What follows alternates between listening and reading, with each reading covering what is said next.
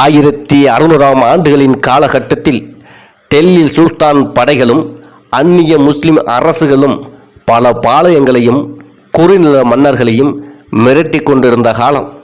அவர்களின் மிரட்டலை எல்லாம் முறியடித்து தனது நாட்டையும் மக்களையும் காப்பாற்றியவர்.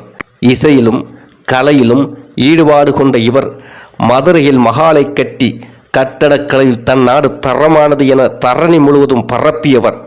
மன்னர் திருமலை நாயக்கர் முத்துகிருஷ்ணப்ப நாயக்கருக்கு மகனாக கிபி 1584ஆம் ஆண்டில் பிறந்தார்.